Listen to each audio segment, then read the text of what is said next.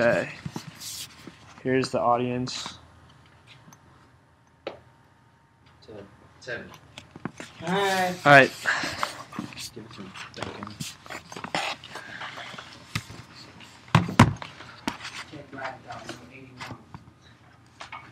Okay.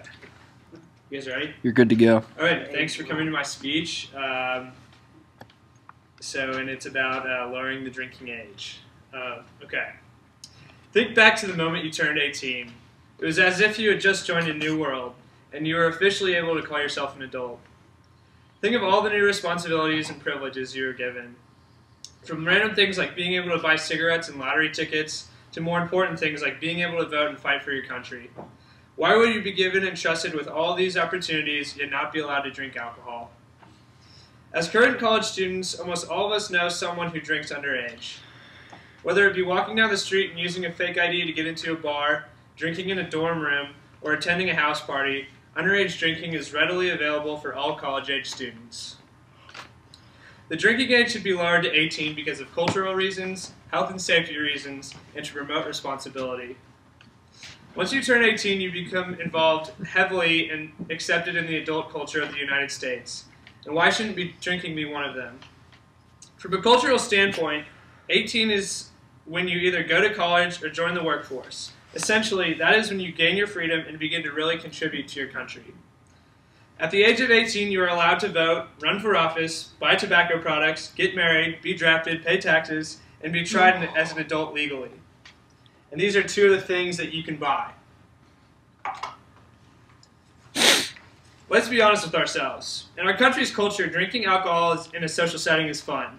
Why should underage people who have all the other privileges of being an adult be held back from that? On college campuses especially, those under 21 very rarely obey the law against underage drinking due to what is accepted culturally. Lowering the drinking age will essentially rid the country of the ever-common fake ID, which is often used illegally to buy alcohol as a minor. And this is an example of one of those.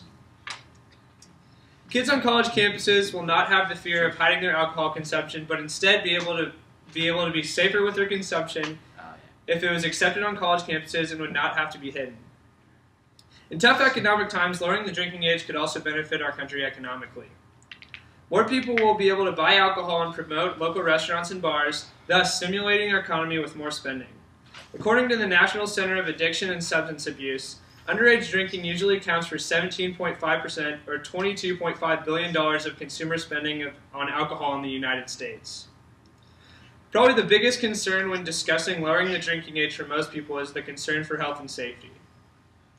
Health and safety, especially in regards to drinking, can be improved if the drinking age were to be lowered to 18. Every time drinking is mentioned, there is always the concern for drunk driving.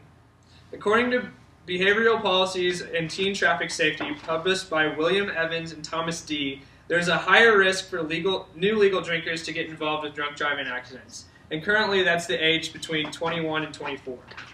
While it may not make it better, the 18 to 20 age group will subsequently offset that 21 to 24 age group, which means it won't necessarily increase the drunk driving occurrences.